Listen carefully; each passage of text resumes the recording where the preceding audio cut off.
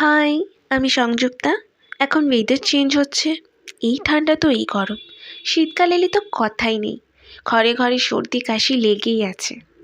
Chicken স্টুতে এই সময় ভীষণই উপকারী আর স্বাস্থ্যকর, এতটাই যে আপনার রোগ প্রতিরোধ ক্ষমতা বাড়িয়েও তোলে আর আপনার ঠান্ডা লাগেও না সহজে।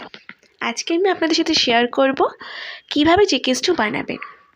যেহেতু চিকেন স্টু, এতে প্রোটিন আছে আর যথেষ্ট ক্যালসিয়াম ফসফরাস, যা আমাদের শরীরকেও গরম রাখে আর হাড়কেও শক্ত করে তোলে, সহজে ঠান্ডা লাগে না।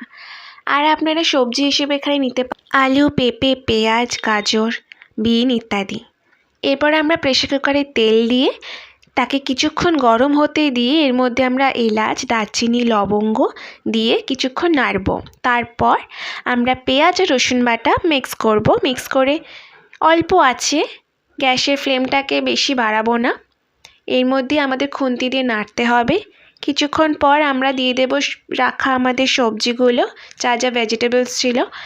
এই সবজিগুলো যেহেতু যথেষ্ট পুষ্টিকর, কারণ এর মধ্যে আপনি সমস্ত কিছু ভিটামিন আর মিনারেলস পেয়ে যাচ্ছেন। এরপর আমরা দিয়ে দিচ্ছি চিকেনের দেওয়ার সাথে সাথে আমরা কিছুক্ষণ পর নুনটা দিয়ে দেব মিক্স করে। নুনটা স্বাদ মতোই দেবেন। এবার আমরা কিছুক্ষণ নাড়াচাড়া করার পর আমরা জল দিয়ে দিচ্ছি পরিমাণ মতো, সাথে অল্প চিনি স্বাদ মতো। এরপর আমরা ঢাকনা দিয়ে দেব, কারণ 10 থেকে 12টার মতো সিটি দিয়ে আমরা এটাকে নামাবো।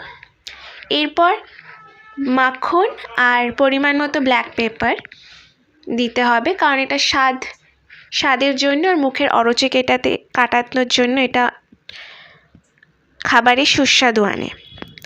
আর যেহেতু অনেক সবজি থাকে, তাই এটা ভিটামিন আর পুষ্টিগুণে ভরপুর।